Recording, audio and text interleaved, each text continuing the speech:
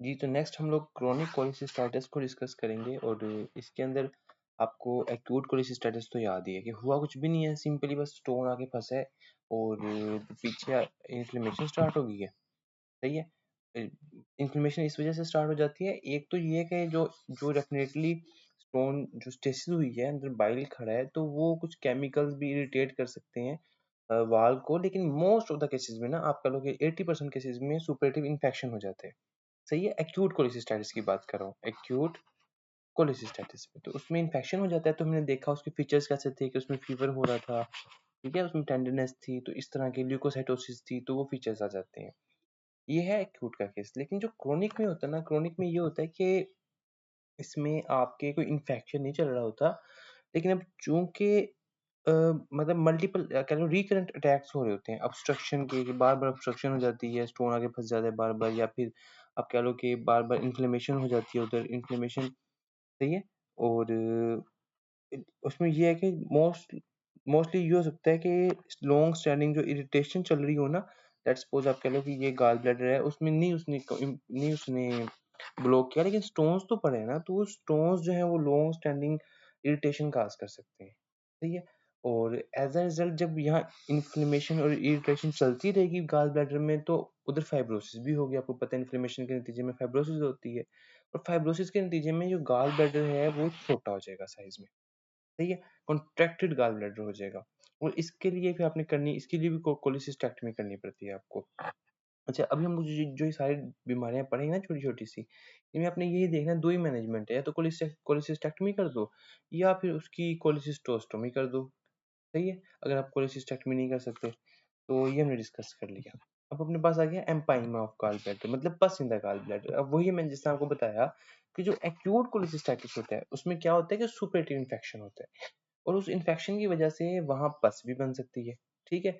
तो उसे कह देंगे एम्पाइमा ऑफ गॉल ब्लैडर। ये जब पस फील्ड गॉल ब्लैडर होगा ना, ये आपको फील होगा, पैल्पेट होगा, टेंडर होगा। एक तो आप ना जब राइट एपिकोंड्रियम में पैल्पेट करोगे, तो वहां इधर एक टेंडर सा मास, आपको ना एक टेंडर सी स्वेलिंग महसूस होगी। और उसके अलावा राइट हेप्टिकोंड्रियम में पेन हो सकता है, टैकीकार्डिया, टेम्परेचर, ये सारे वो चीजें जो पस की वजह से होते हैं। हाई ग्रेड फीवर होना, चिल्स, रैगर्स होना, ये फीचर्स भी हो सकते हैं, टैकीकार्डिया हो सकता है, ये सारी चीजें। सिस्टेमिक टॉक्सिसिटी तब हो सकती है अगर वहां से सेप्सिस भी हो, ठीक है, तो वो फीचर्स भी हो सकते हैं। और ये बात देखें, पल्पेबल टेंडर मास होगा, मास फील होगा आपको उधर। तो इसके लिए कोलिसिस्टेक्टमी करनी है। अगर नहीं फिट पेशेंट, तो कोलिसिस्टोस्टोमी करके पस निकाल दो, साथ में एंटीबायोटिक्स दो। अच्छा, फिर अपने पास आ गया mucocele of gall bladder. Mucocele of gall bladder ये है कि बाज़ औक़ात ऐसा होता है कि अगर आपको एक स्टोन आके फँसा इधर अपने पास हार्टमैन पाउच के अंदर ना, और पीछे क्या हुआ कि ऑब्स्ट्रक्शन हो गई, लेकिन उसके नतीजे में कोई इन्फ्लेमेशन भी नहीं हुई और इन्फेक्शन भी नहीं हुआ, सही है। लेकिन क्या हुआ कि अब डेफिनेटली यहाँ स्टेसिस तो होगी, और यहाँ जो मौजूद था अपने पास बाइल, वो रीअब्ज़ॉर्ब हो जाएगा सारा, वो रीअब्ज़ॉर्ब हो जाएगा और पीछे वाटर रह जाएगा, और साथ में जो म्यूकस कंटीन्यूअसली जो बना रही होती है इसकी मेम्ब्रेन, वो म्यूकस बनता रहेगा। तो एज़ अ रिज़ल्ट एक म्यूकस कंटेनिंग गॉल ब्लैडर बन जाएगा, तो उसे कहेंगे म्यूकोसी, ठीक है।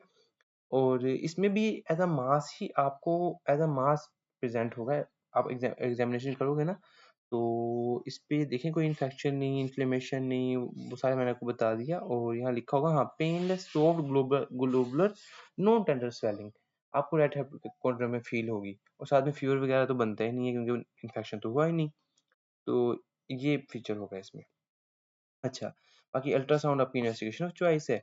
इस जिस तरह एम्पाइमा में भी अल्ट्रासाउंड इन्वेस्टिगेशन ऑफ चॉइस थी, और ट्रीटमेंट कोलिसिस्टेक्टमी है। अब अपने पास आ गया एक्यूट ए कैलकुलस कोलिसिस्टाइटिस। अब मैंने आपको बताया मोस्ट ऑफ द केस जो होते हैं वो होते हैं एक्यूट कैलकुलस कोलिसिस्टाइटिस की, सही है, मतलब स्टोन इन्फेक्शन होती है, उसकी वजह से कोलिसिस्टाइटिस होता है। लेकिन सम केसेस ऐसे हो सकते हैं जिनमें ए कैलकुलस कोलिसिस्टाइटिस हो जाता है, और वो किन में होता है, जो बड़ी क्रिटिकली इल पेशेंट्स होते हैं। अब इनमें होता क्या है, इनमें ये है कि आपका, देखो आप ना स्टोन ने आके नहीं ब्लॉक किया, लेकिन लेट्स सपोज एक बंदा है और उसको है, आप कह लो बहुत ज्यादा इल है और फास्टिंग चल रही है, फास्टिंग इस हिसाब से कि आप उसको फीड करवा ही नहीं सकते, या शॉक में पेशेंट है, ऐसा पेशेंट है फास्टिंग में, या फिर उसकी टीपीएन चल रही है। टीपीएन समझते हैं, जो ट्रांसपेरेंटल, मतलब आप उसको ना आईवी के थ्रू दे रहे होते हो, अपना जो खुराक होती है ना, उसको ओरली नहीं दे रहे होते, तो या फिर इस तरह चल रहा है। तो ऐसे पेशेंट में आप जब फीडिंग नहीं करवा रहे, तो आप मुझे ये बताओ कि गॉल ब्लैडर कॉन्ट्रैक्ट किस टाइम करता है? कौन करवाता है गॉल ब्लैडर को कॉन्ट्रैक्ट? सीसीके करवाते हैं, ठीक है? और ये कब आता है? जब फूड जाती है गट में। जब फूड ही नहीं जाएगी गट में, ड्यूडेनम में फूड ही नहीं जाएगी, तो गॉल ब्लैडर को सीसीके नहीं आएगा और सीसीके गॉल ब्लैडर को कॉन्ट्रैक्ट नहीं करेगा। As a result gall bladder की होगी स्टेसिस।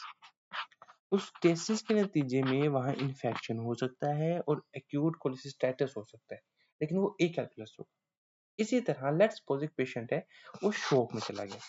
शॉक में जाने की वजह से उसको लाइक सेप्टिक शॉक था या बर्न्स हुए, जो भी वजह बनी, वो शॉक में चला गया, जिसकी वजह से उसकी बॉडी की परफ्यूजन कम होगी।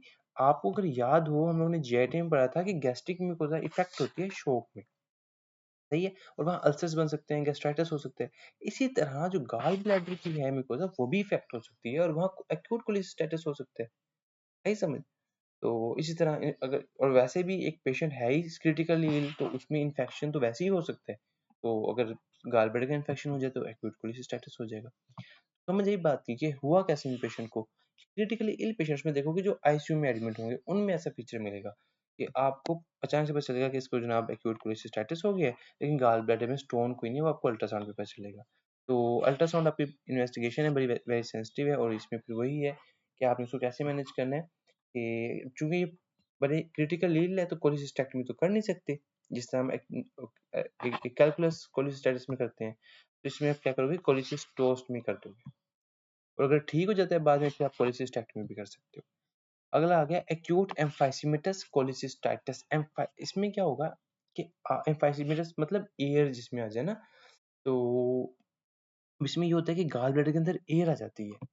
आप अल्ट्रासाउंड करते हो तो आपको गॉल ब्लैडर में एयर नजर आती है। तो इसके हवाले से मैंने आपको पहले समझाया था कि इसके दो ही तरीके हो सकते हैं। एक तो ये है कि आपको इन्फेक्शन हो जाए गैंग्रीनस कोई बैक्टीरिया का, गैंग्रीनस बैक्टीरिया जिस तरह के अपने पास होता है कोलिस्ट्रियम क्लोस्ट्रीडियम नहीं, परफ्रिंजिस, हाँ, परफ्रिंजिस, अगर आपको याद है, क्लोस्ट्रीडियम परफ्रिंजिस। वो अगर इन्फेक्शन करे तो वो, ये भी आपको याद होगा कि वो अल्फा टॉक्सिन रिलीज करवाता है, और आपको ये भी याद होगा कि वो अल्फा टॉक्सिन मेम्ब्रेन्स को खाता जाता है, गैंग्रीन काज कर देता है, टिश्यू खा जाता है सारा, ठीक है, और गैस भी प्रोड्यूस करता है। तो यही अगर ये अगर किसी बंदे की गाल ब्लैडर में इन्फेक्शन कर दे, तो उसकी गाल ब्लैडर की नेक्रोसिस कर देगा, गैंग्रीन कर देगा, और उसमें गैस भी प्रोड्यूस करेगा, ठीक है? तो ऐसा पेशेंट हमें एक्यूट एम्फाइसीमेटस कोलिसिस्टाइटिस के साथ मिल सकते हैं। अच्छा, एक और रीज़न में आपको बताइए कि गैस एयर एक और तरीके से आ सकती है गॉल ब्लैडर में, वो किस तरह आ सकती है? वो मैंने आपको बताया था कि अगर किसी वजह से फिस्टुला बन जाए, लेट्स सपोज यही गैंग्रीन हुआ, इसी बैक्टीरिया ने गैंग्रीन करवाया और नेक्रोसिस कर दी वाल की, और साथ ही पड़ी थी अपने पास स्मॉल इंटेस्टाइन, तो वहाँ की भी नेक्रोसिस होगी। एज ए रिजल्ट लेटर यहाँ एक फिस्टुला डेवलप हो गया, जो कि इन दोनों को कनेक्ट कर रहा था, और एज अ रिजल्ट अब यहाँ से इन्फेक्शन या यहाँ से गैस इधर जाएगी, इंटेस्टाइन्स में तो गैस होती है ना, और आगे चल के हम एक बीमारी पढ़ेंगे कि जिसमें ऐसी फिस्टुला बनता है और यहाँ से एक बहुत बड़ा स्टोन यहाँ चला जाता है, तो वो हम बाद में डिस्कस करेंगे। तो खैर, आपको अगर अल्ट्रासाउंड पे गैस नजर आए तो ये खतरनाक बात है। गाल ब्लैडर के केस में नॉर्मली गैस नहीं होती, अगर उसमें बस वही फ्लूइड होता है, अगर फ्लूइड है तो डायलेटेड है, नहीं है तो वो पिचका होता है, ठीक है, जिस तरह खाने के बाद वो पिचक जाता है, तो ये सीन होता है। अच्छा जी, अब अपने पास आएगा, क्या कहते हैं, ये आया क्लोस्ट्रिडियम वेल्ची, ये परफ्रिंजिस का पुराना नाम है। तो इसका इन्फेक्शन होता है, उससे गैंग्रीन हो सकता है, परफोरेशन हो सकता है, तो ऐसे में आपने कोलिसिस्टेक्टमी करनी है अगर टॉक्सिसिटी के साइंस आ रहे हैं, मतलब वो सेप्सिस वगैरह में भी जा सकता है ना। और क्लोस्ट्रिडियम वेल्ची के लिए आप पेनिसिलिन देते होते हो ना, जो परफ्रिंजिस के लिए। अब अपने पास आ गई कोलिसिस्टोसिस, ये कुछ भी नहीं है, इसको मतलब बड़ी रेयर डिजीजेज हैं, इनको इतना डिस्कस करेंगे भी नहीं हम। इसमें क्या होता है कि बस यूँ समझ लो कि गाल ब्लैडर की जो वाल है ना, गाल ब्लैडर की जो वाल है, उसके अंदर उसकी साइडों पे कोई चीज़, कोई कोलेस्ट्रॉल या फिर फैट डिपॉजिट हो जाता है। ना, नो, ये लिखा तो है इन्फ्लेमेटरी है, वैसे जो मैंने पढ़ा है वो नॉन इन्फ्लेमेटरी और नॉन न्यूप्लास्टिक ये डिजीजेज है, ठीक है भी बहुत रेयर, और होता है इस तरह कि लाइक इनकी वाल के अंदर कोलेस्ट्रॉल या फिर फैट डिपोजिशन हो जाती है। तो असल चीज ये है। अब इसकी टाइप्स उसने लिखी हुई हैं। अब कोलेस्टेरोसिस में कोलेस्ट्रॉल क्रिस्टल्स की डिपोजिशन हो जाती है। कोलेस्ट्रॉल पोलिपोसिस में कोलेस्ट्रॉल की डिपोजिशन होती है, लेकिन और उसकी वजह से ना पोलिप से बन जाते हैं, मतलब जो वाल है ना इसके अंदर, उसके अंदर ऐसे पोलिप से, लेट्स सपोज ये वाल है और इसके अंदर आप देख पा रहे हो ये पोलिप से बन गए हैं। ठीक है, समझ आ रही है? तो ये हो जाता है। फिर अपने पास आ गया कोलिसिस्टेटस ग्लैंडुलरिस प्रोलिफेरेंस, इसमें भी यही है कि डेपोजिशन होती है और गाल ब्लैडर की वाल जो है ना वो प्रोलिफरेट करके हाइपरप्लेजिया हो जाता है, थिकनिंग हो जाती है। डाइवर्टिकुलाइटिस ऑफ गाल ब्लैडर में ये है कि गाल ब्लैडर का कोई डाइवर्टिकुला बन जाता है। सही है, तो बस ये इतना सही ना पेन के लिए कोई खास चीजें नहीं है। अब अपने पास आ गया एडिनोमेटस पॉलिप ऑफ गाल ब्लैडर। अच्छा, ये एक वैसे रेयर है और रेयर कंडीशन है और प्री मैलिग्नेंट है। वैसे गाल ब्लैडर में पॉलिप्स पाए जा सकते हैं, ठीक है, और उसमें भी जो ज्यादातर जो कॉमन पॉलिप्स होते हैं ना वो बिनाइन होते हैं, बिनाइन पॉलिप्स होते हैं ज्यादातर। जिस तरह के अभी हम लोगों ने डिस्कस किया ये वाला अपने पास कोलेस्ट्रॉल पॉलिपोसिस ना, इसमें भी वो पॉलिप से बन जाते हैं, तो ये इस तरह बिनाइन मोस्टली कॉमन होते हैं। बाज का एडिनिमेटस पॉलिप ऑफ गाल ब्लैडर हो सकता है जो कि प्री मैलिग्नेंट होते हैं और उसमें मैलिग्नेंट पोटेंशियल होता है। उसके कुछ साइंस होते हैं कि आप अल्ट्रासाउंड पे देख के बता सकते हो कि यार ये जो पॉलिप है ना ये जरा खतरनाक लग रहा है ऐसे। तो उसके कुछ साइंस लिखे हुए हैं, आप बस वैसे एक बार रीड कर लो कि एक तो सिंगल पॉलिप होगा, साइज उसका 1 सेंटीमीटर से ज्यादा होगा, सिस्टाइल पॉलिप होगा। दो तरह के पॉलिप होते हैं, एक होता है पेडंकुलेटेड जिसमें एक तरह एक तरह स्टार्क होगी और ऊपर पॉलिप होगा, और दूसरे होता है सिस्टाइल जिसमें वो डायरेक्टली ऐसे करके ना मतलब समझा रही है, लेट्स सपोज ये नीचे वाली सरफेस है और पेडंकुलेटेड में एक पेडंकल होगा और सिस्टाइल डायरेक्टली इस तरह उभर के आ रही होंगी। तो उससे साइल पॉलिप होना ये भी, और एज ओल्डर देन 50 ईयर्स। आपको पता है ओल्ड एज में कैंसर का अपने हाई सस्पेशन रखनी होती है, तो इन चीजों में ऐसे आपको मिलता है तो आप बेहतर है कोलेसिस्टेक्टमी कर दो, उसकी बायोप्सी वगैरह करवा लो। अगला आ गया कोलिडोकोलिथियासिस। कोली मतलब बाइल, डोको मतलब डक्ट, लिथियासिस मतलब स्टोन। तो एक था कोलिलिथियासिस के गाल ब्लैडर में stone, choledocholithiasis gall bladder sorry bile duct में स्टोन। अब वो प्राइमरी भी हो सकता है, सेकेंडरी भी हो सकता है। प्राइमरी ये है कि वो उसी लोकेशन का है, वहीं बने। तो कैसे बन सकता है बिलियरी ट्रैक्ट में स्टोन, आप बताओ मुझे कैसे बन सकता है? अगर वहां इन्फेक्शन हो, स्टेसिस हो, तब बनेगा। और सेकेंडरी स्टोन्स कैसे बन सकते हैं? सेकेंडरी स्टोन्स मतलब कि गाल ब्लैडर से कोई स्टोन आ गया, और गाल ब्लैडर में मोस्ट कॉमन स्टोन्स कौन से हैं? Cholesterol stones. तो गाल ब्लैडर से जो सेकेंडरी स्टोन्स आएंगे वो मोस्टली कोलेस्ट्रॉल स्टोन्स होंगे। और अगर जो प्राइमरी, अगर आप बताओ मुझे प्राइमरी स्टोन वहां बने हैं बाइल डक्ट में और इन्फेक्शन की वजह से बने, तो बैक्टीरियल इन्फेक्शन से कौन से स्टोन्स बनते हैं? कोलेस्ट्रॉल ब्लैक या ब्राउन? ब्राउन बैक्टीरिया ना, तो ब्राउन बनते हैं, ठीक है। फिर अपने पास आ गया कि ये एसिम्प्टोमेटिक भी हो सकते हैं। एसिम्प्टोमेटिक तब हो सकते हैं अगर ये फ्लो को नहीं रोक रहे, अगर बाइल ऑब्स्ट्रक्शन नहीं करवा रहे, तब ये एसिम्प्टोमेटिक हो सकते हैं कि खुद ही बाज़ औक़ात पास पास भी कर जाते हैं। और लेकिन समटाइम्स अगर ब्लॉक कर दें, स्टेसिस करवा दें, कोलेंजाइटिस भी करा सकते हैं। अगर पैंक्रियाज की जाके डक्ट को ब्लॉक कर दें, पैंक्रियाटाइटिस करा सकते हैं। सीबीडी को ब्लॉक कर दें तो ऑब्स्ट्रक्टिव जॉन्डिस काज करा सकते हैं। अच्छा, कोर्वेसिव ला क्या है? यार ये बड़ा ही मजेदार ला है। इसमें ये कहता है कि नॉर्मली आप देखो, पहले इसका ला सुन लो। ला क्या है? ला ये है कि अगर आपको पेनलेस जॉन्डिस हो, पेनलेस जॉन्डिस मतलब कि राइट हेमिपेगमेंटल में जो पेन होता है ना वो नहीं है, साथ में कोई कोई पेन नहीं है, सिर्फ जॉन्डिस है।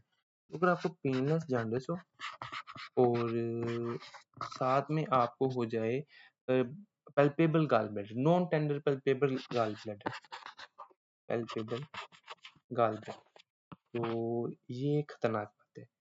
इसमें आपने स्टोन नहीं सोचना है, इसमें अपनी मेलिग्नेंसी सोचनी है। ये है प्रोवोसियल्ला, सही है। अब उसकी रीजन ये बताता है, रीजन क्या है। वो कहता है कि लेट्स सपोज अगर एक बंदे को स्टोन की वजह से हुई हो ना इन्फेक्शन, ठीक है, स्टोन आके फंसा है और उसने गाल ब्लैडर को ब्लॉक किया है, तो उसकी वजह से आपको कोलिसिस्टाइटिस होगा, सडन, मतलब क्या कहते हैं, डिस्टेंशन होगी गाल ब्लैडर की, सही है। और एज अ रिजल्ट क्या होगा कि वो पेशेंट, सही है। अच्छा, तो उसमें क्या होगा कि उसमें कोलिसिस्टाइटिस होगा उस पेशेंट को, कोलिसिस्टाइटिस होगा। और कोलिसिस्टाइटिस में आपको पता है एक तो पेनफुल होता है और उसमें वो सारा प्रोसेस चल रहा होता है। अच्छा, वो सडन होता है तो उसमें ऐसा नहीं होगा, डिस्टेंशन नहीं होगी गाल ब्लैडर की, सही है। इन्फ्लेमेशन होगी और वो सारा फीवर शीवर वाले फीचर्स आएंगे, लेकिन क्या होगा कि आपकी गाल ब्लैडर की उल्टा कहते हैं कंट्रैक्शन होगी, क्योंकि वहाँ बार बार कोलिसिस्टाइटिस हो रहा होगा, स्टोन्स फंसते होंगे, तो फाइब्रोसिस होगी और कंट्रैक्शन होगी, जिस तरह कि हमने क्रोनिक कोलिसिस्टाइटिस में डिस्कस किया है।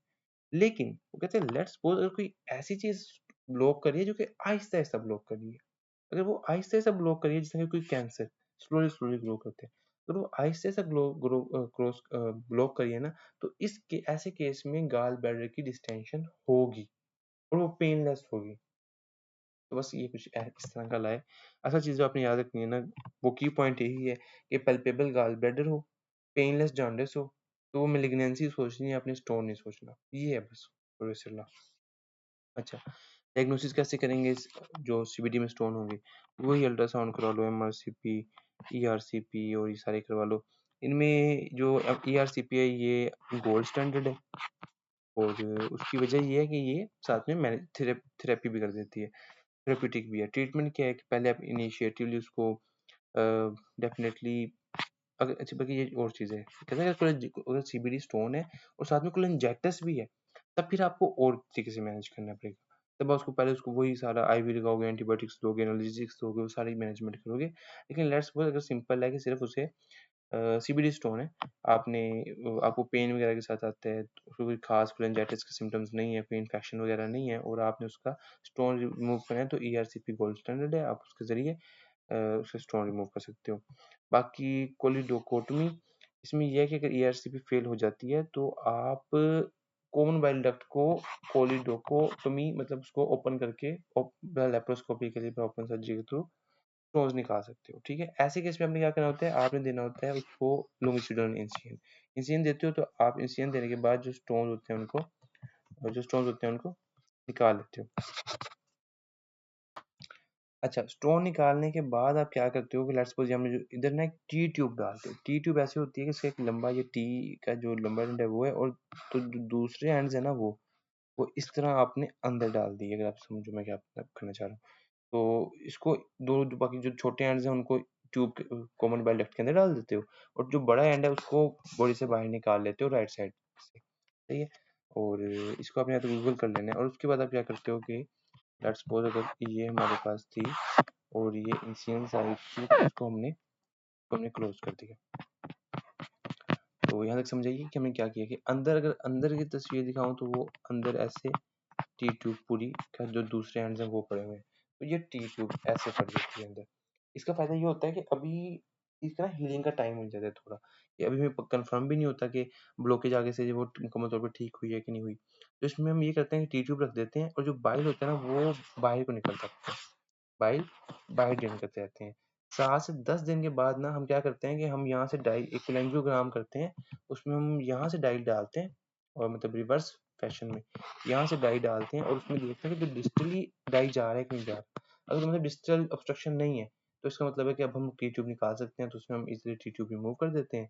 लेकिन लेट्स सपोज़ अगर आप कहो कि नहीं भाई आगे अभी भी कोई अपना डाई सही नहीं गुजरा, आपकी पथरियाँ अभी भी आगे फँसी हैं, जो रह गई हैं, तो ऐसे केस में फिर आप टी ट्यूब को छोड़ देते हो उधर ही, तकरीबन 1.5 माह तक छोड़ देते हो उसे और जब ये जो हमने ये किया था ऑपरेशन इस चीज़ में चोट जाती है, फिर दोबारा उसको एक्सप्लोर कर लेते हो, ठीक है?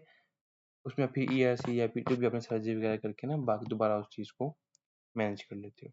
अगला अपने पास आ गया कोलेंजाइटिस। कोलेंजाइटिस क्या, जिस तरह हम लोगों ने पढ़ा था, एक पढ़ा था हम लोगों ने कोलिथियासिस, है ना? गाल ब्लैडर में स्टोन्स। फिर हमने पढ़ा कोलिसिस्टाइटिस कि इन्फेक्शन हो गया। इसी तरह पहले हमने पढ़ा कोलिडोकोलिथियासिस कि उसमें स्टोन्स पड़े और वो मैं आपको बताया कि वो जो स्टेसिस का कर भी सकते हैं, नहीं भी कर सकते, मतलब एसिम्प्टोमेटिक भी हो सकते हैं, जिसमें गाल ब्लैडर स्टोन्स हो सकते हैं। तो इसी तरह अगर वो स्टेसिस कर दे तो वहाँ अगर वो ब्लॉकेज कर दे बाइल डक्ट में तो वहाँ स्टेसिस होगी, इन्फेक्शन होगा। सेम कोलिसिस्टाइटिस की तरह और मैनेजमेंट भी कुछ कुछ हद तक सेम ही है। तो इसमें ये है कि वो फ्लो रुक गया, ऑब्स्ट्रक्शन हुई, फिर उसके बाद उधर कंटामिनेशन हुई, बैक्टीरिया आए, कोलिंजाइटिस हो गया और सीबीडी जो बाइल्स डक्ट में स्टोन आना ये मोस्ट कॉमन काज है कोलिंजाइटिस का। इसमें और भी रीजंस लिखी हुई हैं कि स्ट्रक्चर वगैरह होना, स्टेंट वगैरह होना, ये सारी चीज़ें हैं। मोस्ट कॉमन ऑर्गेनिज्म जो है वो ई कोलाई है। अब इसमें होता ये है कि देखो आपके पास अगर ये राइट और लेफ्ट हेपेटिक डक्ट है, ये कॉमन है, ये सिस्टिक डक्ट आ रही है और ये कॉमन बाइल डक्ट आ गई, तो इसमें कहाँ से आएगा बैक्टीरिया? ये अब आगे जाके पुल ऑफ में ओपन होता है। तो अगर किसी वजह से यहाँ स्टोन आके फँस गया और यहाँ स्टेसिस हो गई, तो जो बैक्टीरिया वो रेट्रोग्रेडली फ्रॉम इंटेस्टाइन्स चले जाएँगे सीबीडी में। ऐसे ही होगा ना? और यहाँ ई. कोलाई आपको पता है कि हमारी गट में बड़ा कॉमन है। का नॉर्मल फ्लोर है। तो इस वजह से जो कोलिसिस्टाइटिस का मोस्ट कॉमन आपको काज पूछना तो वो इकोलाई है। इकोलाई है या फिर अपनी ऑर्गेनिजम्स देख सकते हो। तो ये मोस्ट कॉमन काज है और रीजन मैंने आपको समझा दी कि क्योंकि इंटेस्टाइन से बैक्टीरिया आएगा ना। अच्छा, क्लिनिकल प्रेजेंटेशन क्या हो सकती है? क्लिनिकल प्रेजेंटेशन ये होगी कि हम लोग इसको ना डिफरेंस के साथ पढ़ेंगे कि कोलिसिस्टाइटिस में क्या प्रेजेंटेशन थी और इसमें क्या प्रेजेंटेशन थी। अगर आपको याद हो कोलिसिस्टाइटिस में था तो माइल्ड फीवर मतलब कुछ फीवर हो सकता है, डेफिनेटली इन्फेक्शन तो वहाँ भी हुए, राइट हाइपोकंट्रम की पेन हो सकती है, ये फीचर था उधर। और हमने कहा था माइल्ड जॉन्डिस हो सकता है। जॉन्डिस इतना कोई प्रोमिनेंट फीचर नहीं था। उसकी रीजन मैंने ये बताई थी कि ये अगर गॉल ब्लैडर है आपका, ये तो कैसे, ये अगर गॉल ब्लैडर है आपका तो यहाँ स्टोन फंसे, बाइल ने तो यहाँ से जा सकता है, बाइल को क्या मसला है? तो जॉन्डिस क्यों होगा? ऑब्स्ट्रक्टिव जॉन्डिस क्यों ही होगा? सेंस नहीं बनती ना। जो बाइल यहाँ था वो रीअब्सॉर्ब हो जाएगा, वो जॉन्डिस करा सकता है कुछ हद तक माइल्ड सा। लेकिन अब इस सिनेरियो में आप देखो स्टोन यहाँ फंसे और ऐसे में अब बाइल का फ्लो बंद हो गया है और फीचर किस चीज के आएंगे? ऑब्स्ट्रक्टिव जॉन्डिस के। और उसमें क्या होगा कि बंदे को जॉन्डिस लाजमी होगा, जॉन्डिस होगा, राइट हाइपोकॉन्ड्रियम पेन होगा और फीवर होगा। अच्छा, एक ये डिफरेंस हमें मिल गया कि उसमें जॉन्डिस नहीं होगा मोस्ट प्रोबेबली और इसमें होगा। और एक और फीचर अगर हम लोग सोचें तो उसमें मर्फी साइन मिल रहा था। मर्फी साइन मिल रहा था क्योंकि इसकी सारी इन्फ्लेम्ड थी और जब आप इसको टच करते थे राइट हाइपोकॉन्ड्रियम में प्रेशर अप्लाई करके तो आपको मर्फी साइन मिलता था, जबकि आपको सीबीडी में इसमें कोलिंजाइटिस में नहीं मिलेगा वो। तो इस तरह आप इसको कुछ डिफरेंशिएट कर सकते हो। अच्छा, अब जो ये 3 फीचर्स मैंने आपको बताया ना, फीवर होना, राइट हाइपोकॉन्ड्रियल पेन होना और जॉन्डिस होना, ये 3 इतने क्लासिकल हैं कि इसका नाम रखा हुआ है चार्कर्स स्ट्राइड। क्या नाम रखा हुआ है? चार्कर्स स्ट्राइड। ये क्लासिकल प्रेजेंटेशन है इसकी कोलिंजाइटिस की। फीवर, जॉन्डिस और राइट हाइपोकॉन्ड्रियल पेन। तो इसमें क्या है कि 2/3 पेशेंट्स हमारे इसी के साथ, इन तीनों के साथ प्रेजेंट करते हैं। सही हो गया। और वो कहते हैं कि लेकिन समटाइम्स अगर ये सीवियर हो ना, कोलिंजाइटिस सीवियर हो तो कुछ और फीचर्स भी आ रहे होते हैं जिसमें सेप्टिक शॉक, क्योंकि अगर यहाँ से सेप्सिस फैल जाए तो सेप्टिक शॉक और फिर सेप्टिक शॉक से मेंटल स्टेटस चेंजेस। तो अगर ये 2 फीचर साथ में ऐड हो गए ना तो इसका मतलब है ये बड़ा सिक पेशेंट है कोलिंजाइटिस का ही। आप देखो बाकी ट्रायड तो सेम है, साथ में अगर सेप्टिक शॉक के फीचर्स भी आ रहे हैं, हाइपोटेंशन है, वार्म एक्सट्रीमिटीज है, मेंटल स्टेटस चेंजेस हैं, तो इसे इसका नाम बदलता है, इसे कहते हैं रेनॉल्ड्स पेंटार्ड। इन शॉर्ट ये कुछ भी नहीं है, बस यूं समझ लो कि ये स्फीयर लाइफ थ्रेटनिंग कोलिंजाइटिस की प्रेजेंटेशन है। सही है, रेनॉल्ड्स ट्रायल। बाकी इसमें ये है कि आपने, और एटिपिकल भी हो सकती है प्रेजेंटेशंस। बाकी डायग्नोसिस कैसे करोगे? आपको टीएलसी ज़्यादा मिलेगी, बिलिरुबिन ज़्यादा मिलेगा, एएलपी ज़्यादा होगा, गॉलस्टोन्स बाइलेक्ट में मिलेंगे, बाइलेक्ट की ऑब्स्ट्रक्शन मिलेगी, वहाँ आपको डिस्टेंशन मिलेगी। ट्रीटमेंट क्या करोगे? तो जिस तरह कोलिसिस्टाइटिस में की थी, पहले तो कंजर्वेटिवली मैनेज करोगे उसे फ्लूइड्स दोगे, एंटीबायोटिक्स दोगे, एनाल्जेसिक्स दोगे, ठीक है? अब हम लोग आ जाते हैं अपनी बाकी मैनेजमेंट में। कोलिसिस्टाइटिस में हमने क्या किया था, पहले तो ये डिस्कस करते हैं। हमने ये किया था कि वहाँ हमने कहा था 2 स्कूल ऑफ थॉट्स हैं कि क्योंकि वो वैसे ही रिज़ॉल्व हो जाते हैं कंज़र्वेटिवली, तो उसको या तो घर भेज दो, ढाई 3 महीने बाद बुला लो, और नहीं तो आप उसको फ़ौरन मैनेज कर दो, सर्जरी कर दो। मतलब करनी आपने सर्जरी थी, यही प्लान था ना? इधर भी आपने सर्जरी करनी है। और उसकी उसके उसकी मतलब सर्जरी करने से मुराद है कि आपने इंटरवेंशन करनी है, उसमें है कि आप ईआरसीपी कर लो। ईआरसीपी में ये है कि आप इज़िली निकाल दोगे और कोई कट-शट नहीं दोगे। ईआरसीपी नहीं कर सकते तो आप परक्यूटेनियस ट्रांसहेपेटिक कोलेंजियोग्राफी के थ्रू उस ऑब्स्ट्रक्शन को रिलीव कर दो। असल बात जो आपने याद रखनी है ना, प्राइमरी की ये है कि आपने अर्जेंटली अर्जेंटली जो बिलियरी ड्रेनेज है ना, वो करना है। बिलियरी ड्रेनेज मतलब कि जो आपने स्टेसिस हुई है ना, उसको आपने रिज़ॉल्व करना है। फ्लो आपने दोबारा ठीक करना है। ये आपकी अर्जेंट में, यही आपकी की है मैनेजमेंट की। ये तो आपने कंजर्वेटिवली मैनेज कर लिया ना, ये की है अब आपकी। जैसे भी करना है, जो भी करना है, ये कर दो। ये मैनेजमेंट है। अब इसके लिए आप ईआरसी करो, इसके लिए आप पीटीसी करो, या इसके लिए आप ओपन करके सर्जरी कर दो। लेट्स सपोज अगर ये दोनों ही फेल हो जाते हैं और आप ओपन करके सर्जरी कर दो, लेकिन इसको फ़ौरन से फ़ौरन मतलब रिज़ॉल्व करो इसे। स्टेसिस नहीं होने ज़्यादा देर तक रहने दे सकते आप। तो ये मैनेजमेंट है सिंपल। फिर अपने पास आ गया bile duct structures. Bile causes लिखे हुए हैं, कंजाइनटली हो सकते हैं, बिलियरी एट्रेज़िया हो गया। अच्छा, उसके बाद क्या लिखता है कि अपने पास बाइल डक्ट इंजरीज़ हो सकती हैं, जिस तरह कि आपने कोई ऑपरेशन किया, उस दौरान आपने डैमेज कर दिया, वहाँ इन्फ्लेमेशन होगी, फाइब्रोसिस हो जाएगी। मोस्ट कॉमन ऑपरेशन कोलेसिस्टेक्टमी है, तो अच्छा इन्फ्लेमेटरी हो सकते हैं, स्टोन वगैरह, पैरासाइट वगैरह सारे कर सकते हैं, मैलिग्नेंट हो सकते हैं, कोलेंजियोकार्सिनोमा, तो वो भी कर सकता है, अगर ब्लॉकेज कर सकता है। अच्छा, फिर क्लिनिकल प्रेजेंटेशन क्या होगी? वही ऑब्स्ट्रक्टिव जॉन्डिस की प्रेजेंटेशन होगी, और कोलेंजाइटिस भी हो सकता है। ऑब्स्ट्रक्टिव जॉन्डिस की प्रेजेंटेशन क्या होती है आपको पता है ना, कि पेल स्टूल्स आएंगे और डार्क कलर यूरिन आएगा। खैर, अच्छा, कोलेंजाइटिस भी हो सकता है, डेफिनेटली स्ट्रक्चर होगा, स्टेसिस करेगा, भी पीछे बढ़ के आए हैं कि इधर पढ़ा था कहीं ये बिलीव स्ट्रक्चर जिसका कोलेंजाइटिस काज करवा सकते हैं, स्टेसिस काज करवा सकते हैं। इन्वेस्टिगेशन क्या करोगे? वही जो आप टेस्ट कर सकते हो वो करोगे, और मैनेजमेंट भी वही है, ईआरसीपी और पीटीसी। इसमें ये है कि आप उसे डायलेट कर सकते हो, बलून डायलिटेशन कर सकते हो वहाँ पे, या स्टंट भी पास कर सकते हो, इससे मैनेज हो जाएगा। ट्रीटमेंट क्या है? ट्रीटमेंट डिस्कस की है। ट्रीटमेंट ये कहते हैं साइज स्ट्रक्चर, और इस पे स्ट्रक्चर की नेचर पे डिपेंड करता है। मोस्टली आप ये ईआरसीपी और पीजीसी से डायरेक्ट कर सकते हो, लेकिन अगर उससे सपोज कॉम्प्लेक्स फीचर्स हैं, उनसे ठीक नहीं होते, तो आप सर्जरी की तरफ भी जा सकते हो। सर्जरी में आपके पास कौन सी है? वही बिलियरी एंटेरिक एनास्टोमोसिस जो पढ़ के आए थे ना, हिपैटोजेजुनोस्टोमी, मतलब इधर लिखी हुई है टाइप्स, बिलियरी एंटेरिक एनास्टोमोसिस में अपने पास हिपैटोजेजुनोस्टोमी भी आ सकती है, कोलिडोकोजेजुनोस्टोमी भी आ सकती है। हिपैटिकोजेजुनोस्टोमी ये होता है कि जो राइट और लेफ्ट हिपैटिक डक्ट्स हैं, या फिर जो कॉमन हिपैटिक डक्ट है, उसको जेजुनम के साथ अटैच करना। ठीक है, जेजुनम को रोकसाइनमाइड करेंगे जिस तरह करके आए थे, और उसको अटैच करेंगे इनके साथ। और कोलिडोको में ये कि कॉमन बाइल डक्ट को, मतलब ज़्यादा ही डिजिटल था मसला, तो सिर्फ उसी को निकाला, और कॉमन बाइल डक्ट हमारे पास बच गई, तो उसको जेजुनम के साथ नास्टमोस करना। तो एक ही चीज़ है, बस वो कितना किस हिस्से को करें, तो उस बेसिस पे धोना हमें। ये भी कर सकते हो अगर रिजोल्व ना हो। आगे है गालस्टोन आइलेस। गालस्टोन आइलेस ये मैंने आपको बताया था ना कि समटाइम्स ऐसा होता है कि जो इंटेस्टाइन है, और इधर एक फिस्टुला डेवलप हो जाते हैं, due to some, let's suppose यहाँ एक स्टोन ही पड़ा था, और कुछ भी नहीं था, यहाँ स्टोन ही पड़ा था, स्टोन पड़ा है, तो वो नीचे वाली मिकोजा को कुछ ना कुछ डैमेज करेगा, इन्फ्लेमेशन होगी, इरोड हो जाएगा, और ऐसे फिस्टुला बन सकता है। वो फिस्टुला की वजह से ही इतना बड़ा स्टोन चला जाएगा फिर आइलियम में। आइलियम से जाते जाते वो कहाँ जाएगा? जो इलियोसिकल जंक्शन होता है वहां जाएगा, वो नैरो एरिया होता है, वहाँ बाल होते हैं, तो वहां जाकर ब्लॉक हो जाएगा। और हमारे पास जो पेशेंट प्रेजेंट करेगा, वो हमारे पास आएगा ऑब्स्ट्रक्शन के साथ, जीआईटी ऑब्स्ट्रक्शन के साथ। सही है, ये आएगा बाउल ऑब्स्ट्रक्शन के साथ, हमारे पास उसी के फीचर्स होंगे। और अगर आप उसका एक्सरे वगैरह करोगे या कुछ करोगे ना, तो आपको बिलियरी ट्री में एयर मिलेगी, इससे आपको पता चलेगा कि मसला आप करोगे, अच्छा यहाँ से ये मसला हो सकता है।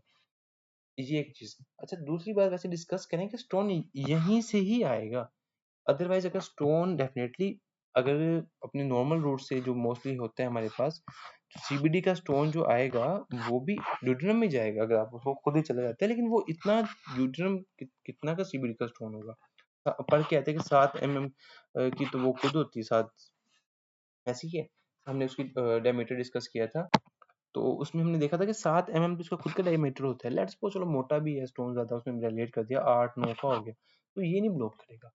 तो उसका रूट यही है, अगर उसने आईलेस करवाने जाके स्टोन ने। अच्छा, लेट्स सपोज ये हो गया। ट्रीटमेंट क्या करोगे? वही लेप्रोटमी करनी पड़ेगी, आपको ओपन करना पड़ेगा, ऑब्स्ट्रक्शन रिलीव करानी पड़ेगी। तो उसमें आप ये करते हो कि आप मिल्किंग करते हो स्टोन की। मिल्किंग मतलब ये, जिस तरह, मतलब उसको ना ऐसे मतलब मसलते मसलते ना उसे लेके आओगे पीछे, प्रोक्सिमली लेके आओगे जहाँ आपकी आइलियम ठीक है। आगे तो ऑब्स्ट्रक्शन हुई है, आगे तो वो डिस्टेंशन हुई है, वहाँ इन्फ्लेमेशन हुई है, तो वहाँ नहीं सही। उसको पीछे लेके आओगे जहाँ नॉर्मल आइलियम है, वहाँ तक लेके आओगे, और वहाँ पे उसे आइलियम को खोल के एंटेरोस्टोमी करके तो आप उसको निकाल लोगे, स्टोन करो वहाँ पे, आप उसको प्राइमरी रिपेयर कर दोगे उस जगह को। तो ये सिंपल सा तरीका है। बिलियरी और ऑन द स्पॉट आप फिस्टुला को भी सेट रिपेयर कर दोगे। इसमें बता गया बिलियरी एस्केरिस। एस्केरिस लम्ब्रिकोइड्स एक पैरासाइट है। हेलमिंथ है। हेलमिंथ होते हैं जो कीड़े मकोड़े होते हैं ना हमारे, तो ये राउंड वर्म्स में आते हैं। जिस तरह हमारे पास अपने पास होते हैं ना पिन वर्म होते हैं, या फिर वो एंसाइलोस्टोमा ड्यूडेनेरिया हमने पढ़ा था, तो उसी तरह एस्केरिस लम्ब्रिकोइड्स भी एक राउंड वर्म है। तो ये ना, ये एंटेरिक पैरासाइट है, और ये बहुत लंबे लंबे साइज ले जाते हैं, मोटे मोटे, और इतने ज्यादा मतलब साइज बड़े हो जाते हैं इनका, कि ये अपने पास गट की ऑब्स्ट्रक्शन करा सकते हैं, बाउल ऑब्स्ट्रक्शन करवा सकते हैं, मतलब आप कह लो कि ड्यूडेनम को ब्लॉक कर सकते हैं, इतने ज़्यादा इकट्ठे हो गए ना ये। तो इसकी तस्वीर देखेंगे बड़ी अजीब सी है और बड़े लंबे-लंबे से होती हैं, हो जाते हैं। अब ये इनमें से बाज़ का तो ऐसा बस हो सकता है कि जो अब एम्पुला वेटर है, वो भी तो ड्यूडेनम में पड़ा है ना, तो कोई एक आधा इधर घुस जाएगा, तो है तो वहाँ जाके उसकी ऑब्स्ट्रक्शन करा देगा। तो इस केस में इसे कहेंगे बिलियरी एस्केरियासिस, मतलब वही बिलियरी ऑब्स्ट्रक्शन है ड्यू टू इस लुब्रिकोइड्स की वजह से। और इसमें फिर वही है कि स्टेसिस होगी, क्रोंजाइटिस होगा और एब्सेस भी बन सकती है, एम्पाइमा भी हो सकते हैं, वो सारी चीज़ हो सकती हैं। और मैनेजमेंट क्या करनी है आपने, पैसे हम लोग बेंडाजोल देते हैं और आपको वर्म्स को निकालने पड़ सकते हैं ईआरसीपी करके, और अगर नहीं ठीक होता तो सर्जिकली ओपनिंग करना पड़ सकता है, मतलब सिंपल वही मैनेजमेंट है सबकी। ट्यूमर्स ऑफ बाइल डक्ट की बात करें, बिनाइन ट्यूमर्स होते हैं, बिनाइन ट्यूमर्स के नाम इधर लिखे हुए हैं, इनमें से मोस्ट कॉमन जो ये सारे बाकी बिनाइन है, आप देख लेना इसको। बाकी जो ये वाला है इसमें लिखा हुआ है ये थोड़ा प्री मैलिग्नेंट होता है। तो बस इतनी सी बात है, कोई ऐसी बात नहीं है। असल चीज़ है हमारे पास कोलेंजियोकार्सिनोमा। कोलेंजियोकार्सिनोमा मतलब कि ये जो हमारे पास बिलियरी ट्रैक्ट है इसका कैंसर, मैलिग्नेंट ट्यूमर है ये बाइल डक्ट का। और इसकी रीजंस उसमें कुछ एसोसिएटेड फैक्टर्स लिखे हुए हैं कि इन एसोसिएटेड फैक्टर सिंपली बताऊं क्या होगा। सिंपली एसोसिएटेड फैक्टर है क्रोनिक इन्फ्लेमेशन, किसी भी वजह से क्रोनिक वेरिएंट ए चल रहा है, वहां सेल्स नए बन रहे हैं, मर रहे हैं, तो वहाँ कैंसर हो सकता है। उसमें आप देखो जो भी उसमें लिखे हुए हैं आप देख लेना। अच्छा, फिर अपने पास है क्लिनिकल फीचर्स। इसमें कैंसर वाले फीचर्स आएंगे, वेट लॉस होगा, एनोरेक्सिया होगा। कैचेक्सिया कहते हैं कि बंदे को ना उसकी क्या है कि वीकनेस हो जाती है ड्यू टू क्रोनिक इलनेस, उसे कहते हैं कैचेक्सिया, जिसे कहते हैं मतलब बीमारी इसको खा गई है, तो वो वाली कैचेक्सिया उसे कहते हैं। अच्छा, जॉन्डिस आ गया, gall bladder is often palpebral, हमने पढ़ा था कि अगर अगर स्लोली स्लोली प्रोग्रेसिव ऑब्स्ट्रक्शन होगी तो गाल ब्लैडर पल्पेबल होगा। और अगर कोलिसिस्टाइटिस होगी, मतलब स्टोन्स की वजह से हो रही होगी बार बार रिकरेंट कोलिसिस्टाइटिस, तो गाल ब्लैडर पल्पेबल नहीं होगा, उल्टा छोटा होगा, फाइब्रोसिस हो जाएगी उसकी। अच्छा, फिर अपने पास आ गया कि इसमें होगा और मेटास्टेसिस भी बन जा सकते हैं इसकी। इन्वेस्टिगेशंस क्या करवाओगे, वही बिलिरुबिन ज़्यादा, एएलपी, जीजीटी ज़्यादा, CA99। वैसे अगर आपने पढ़ा हो तो ये पैनक्रियाटिक कैंसर के साथ हम लोग पढ़ते हैं, लेकिन ये कोलेंजियोकार्सिनोमा और गाल ब्लैडर का कैंसर, गाल ब्लैडर का कैंसर और साथ में पैनक्रियाटिक कैंसर, इन तीनों में इसकी ये रेस होते हैं। ठीक है, ज़्यादा वैसे कॉमनली हम इसके साथ लेके चलते हैं, इन तीनों में रेस होते हैं। बाकी वो इवन के लिखता भी है कि खास वैल्यू से ज़्यादा ऊपर हो जाए ना तो बड़ा ज़्यादा स्पेसिफिक है। और सीटी स्कैन, आप ट्राइफेजिक सीटी स्कैन करा सकते हो। सीटी स्कैन वैसे भी आप करवाओगे चेस्ट का, एब्डोमेन का, मेट्स देखने के लिए जो हम करवाते हैं। एमआरसीपी करवाओगे, ईआरसीपी करवा सकते हो, एंडोस्कोपिक अल्ट्रासाउंड करवा सकते हो। ये तो आपको याद ही है ना, हम लोग इसोफेगस में करवाते थे उसका लोकल एक्सटेंट, वाल के अंदर एक्सटेंट देखने के लिए। तो इसमें ये है कि आप ड्यूडेनम तक लेके आते हो एंडोस्कोप को, और वहां से जब आप अल्ट्रासाउंड करते हो तो यही जो साथ जो बिलियरी पर है, यही लिवर पर है, तो वो अपन अल्ट्रासाउंड में आपको वो भी नजर आ जाता है। तो इस तरह आप उसको देख लेते हो। Classification of bile duct tumour, इसकी अच्छा क्लासिफिकेशन आ गई यार। इसमें ना क्लासिफिकेशन तीन है। एक है कि अपने पास इंट्राहिपैटिक जो कैंसर वहां से डेवलप हुए, दूसरा है कि एक्स्ट्रा हिपैटिक अपर डक्ट से, और तीसरा है कि इन एक्स्ट्रा हिपैटिक लोअर डक्ट से। इंट्राहिपैटिक अलग हो गया। एक्स्ट्रा हिपैटिक में ये है कि लेट्स सपोज ये अपने पास ये कह लो कि सिस्टिक डक्ट को एज आप लेते हो, कह लो मार्क ऊपर, इससे ऊपर हो रहा है तो इसे कहेंगे कि अपर डक्ट इन्वॉल्व हो रही है, और नीचे कॉमन बाइल डक्ट में जा रहा है तो लोअर डक्ट इन्वॉल्व हो रही है। जो एक्स्ट्रा में ना ये भी 40% काउंट, ये भी 40%, 80% मतलब एक्स्ट्रा हिपैटिक ही होता है कोलेंजियोकार्सिनोमा। बाकी 20% में वो इंट्राहिपैटिक भी हो सकते हैं। तो अब हम इनको डिस्कस करते हैं। अच्छा, जो अपने पास होता है ना ये वाला, इस एरिया पे अगर आप देखो, वैसे आपको समझाने के लिए करवा रहा हूँ याद। अब ये देखो, लेट्स सपोज ये एक दरख्त है, बल्कि इसको ब्राउन होना चाहिए था ये, तो यस, हाँ ये अपने पास लेट्स सपोज एक ट्री है, और हमारे पास इस ट्री के ऊपर ये हमारा प्यारा लीवर लगा हुआ है। ठीक है, ये इस तरह की एक ट्री है। तो इस ट्री की जो ये वाला एरिया ना बीच में, यहाँ पे आपने एक बिल्ली को मार के उसकी खाल को लटकाया हुआ है। क्या किया हुआ है? बिल्ली को मार के उसकी खाल को यहाँ आपने ऐसे सूखने के लिए जो लटकाया हुआ है इस एरिया पे। ठीक है, तो ये क्या है, क्या चीज है ये? Cat skin. ठीक है, कैट स्किन, क्लैस्ट स्किन। ठीक है, जस्ट टू रिमेंबर कि अपर एक्स्ट्रा हिपैटिक अपर डक्ट का जो ट्यूमर होता है ना उसका नाम है क्लैस्ट्रिकन, और ये पूछा जाता है, ये एमसीक्यू है जो अच्छा खासा पूछा जाता है, इसलिए आपको ऐसे याद करवाया है। तो कैट स्किन आपने याद आ जाएगा, ये कहाँ सूखने के लिए डाली हुई है, तो वहां से क्लैट स्किन।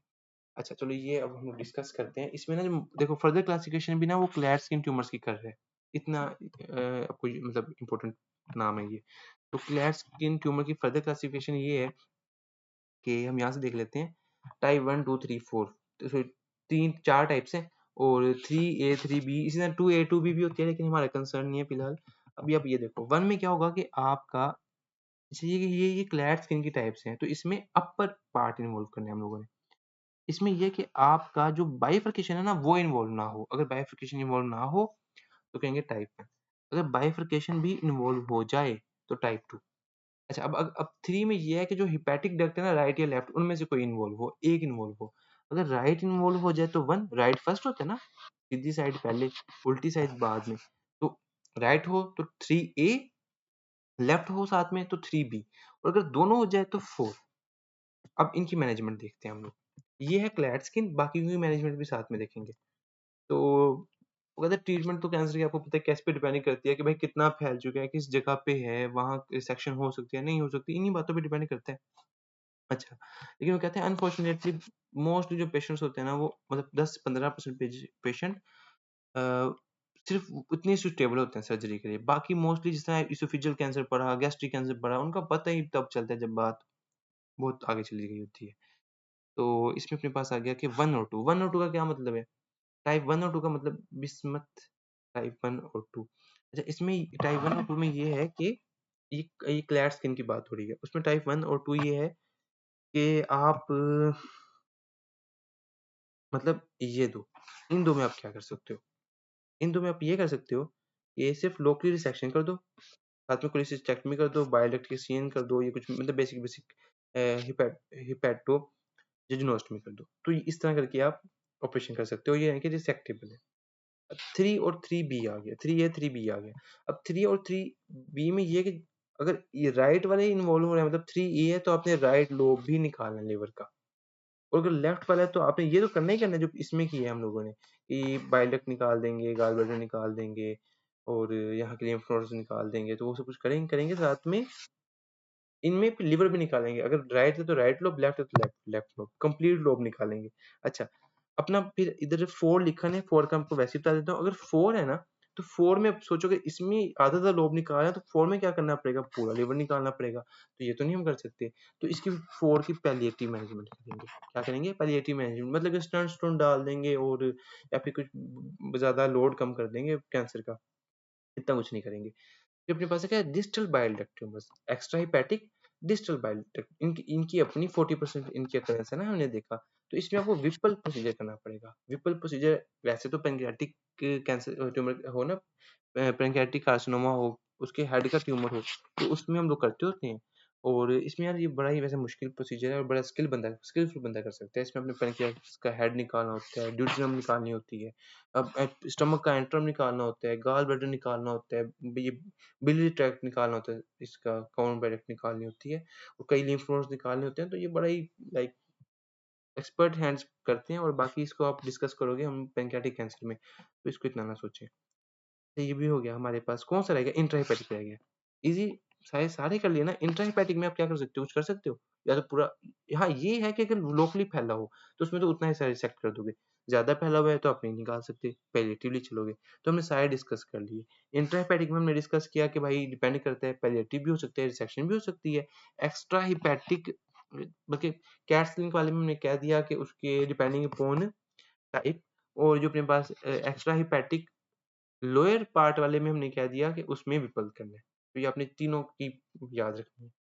फिर अपने पास आ गया कि अच्छा जो पैलिएटिव है उसमें क्या करोगे? उसमें रिसेक्शन तो पॉसिबल नहीं है, तो अपने ड्रेनेज पे ज़्यादा कंसर्न है। किसी तरीके से स्टंट डाल के कुछ भी करके ना ड्रेन करवाते जाओ, जब तक जिंदा है तब तक चलो गुजारा होता रहे। ईआरसीपी, पीटीसी उसके से आप ड्रेनेज कर सकते हो। प्रोग्नोसिस भाई जान सिंपल वर्ड में पुअर है बस। और most common cause of death क्या है? वो है लिवर फेलियर। कि अब चूंकि अभी सारा ऑब्स्ट्रक्शन होती है तो लिवर पीछे स्टेसिस होती है, और लिवर की सिरोसिस होती है, उसका फेल हो जाता है लिवर। लिवर फेल होता है, ये मोस्ट कॉमन काज है डेथ का कोलेंजियोकार्सिनोमा में। मतलब इटसेल्फ कैंसर मास नहीं इतना इफेक्ट करा, लेकिन जो लिवर मुतासिर हो रहा है उस कैंसर की वजह से, तो वो ज्यादा काज करता है। फिर अपने पास आ गया कार्सिनोमा ऑफ गॉल ब्लैडर, ये भी रेयर है, और इसमें जनाब ये आपने देख लेना है। फिर अपने पास आ गया काजेज, काजेटिव फैक्टर क्या हो सकते हैं, वही chronic inflammation. In short features क्या होंगे कैंसर वाले, इन्वेस्टिगेशन क्या करेंगे, जो दिल करता है करो। CA99 इसमें भी ज्यादा आएगा। स्टेजिंग कैसे करोगे, जिस तरह अभी तक करते आए हैं। इसोफेजियल कैंसर में कैसे स्टेजिंग की थी, इसोफेजियल T1 क्या था, कि म्यूकोजा सब म्यूकोजा, T2 क्या था, मस्कुलर डिस्ट्रोफिया, T3 क्या था, सिरोजा या एडवेंटिशिया, इस केस में सिरोजा। तो T4 क्या है कि अगर एडजेसेंट ऑर्गन्स इन्वॉल्व हो गए हैं। एक मिस्टेक है उसको दूर करना चाहता हूँ, जो गाल ब्लैडर है उसकी सब म्यूकोजा नहीं होती, ठीक है, गाल ब्लैडर की सब म्यूकोजा नहीं होती, ये बाय मिस्टेक आ गया इधर। फिर अपने पास आ गया कि अब इनकी मैनेजमेंट करते हैं गाल ब्लैडर ट्यूमर की। T1 T2 है, मतलब कि सिर्फ लिमिटेड है गाल ब्लैडर तक, तो उसमें तो सिंपल सी बात है कि आप गाल ब्लैडर को, बल्कि यहाँ से देखते हैं T1 है, T1 में ये कि सिंपल कोलिसिस्टेक्टमी कर दो, इजी पीजी।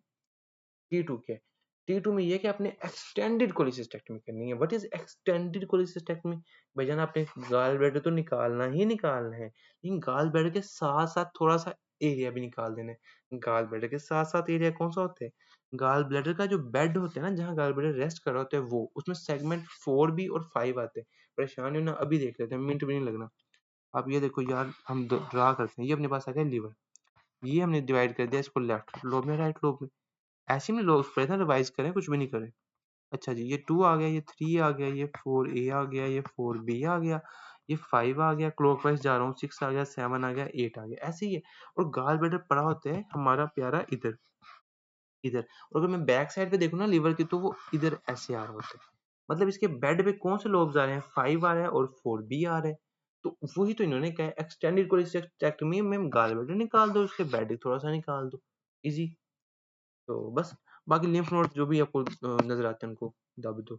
T3 T4 में क्या चीज है कि मतलब या तो सिरोजा तक चला गया, और या तो चला गया वो ऑर्गन्स को उसने इन्वॉल्व कर लिया।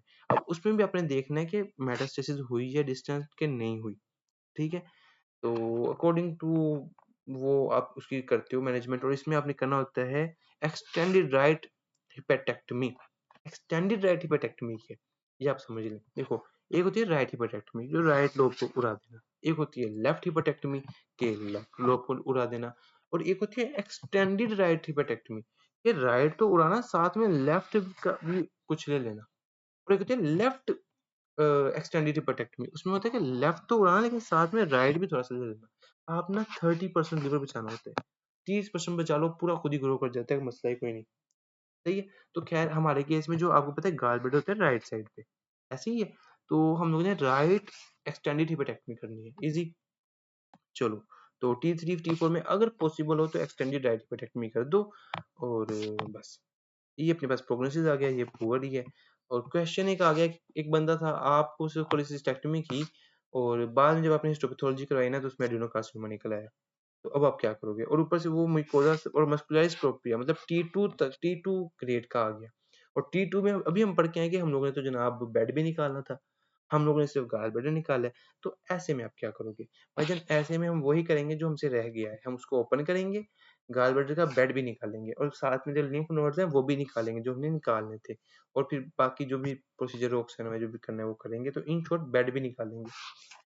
हीमोबिलिया मतलब haemo in bilia, blood in in bile. और ये क्यों हो सकता है, आपने ERCP की, आपने कोई इंटरवेंशन की, आपने कुछ भी किया, मोस्टली ट्रॉमेटिक होता है कि आपने एरोजेनिक कोई इंटरवेंशन की, और उसकी वजह से आपने डेफिनेटली बाइल ट्रैक्ट में रगड़ तो लगेगी, खून तो निकलेगा, तो उसकी वजह से हो सकता है। और क्या काज हो सकता है, कैंसर हो सकता है, कोलेंजियोकार्सिनोमा वगैरह होता है, आपको पता है कैंसर से ब्लीड करते हैं, तो उसकी वजह से हो सकता है।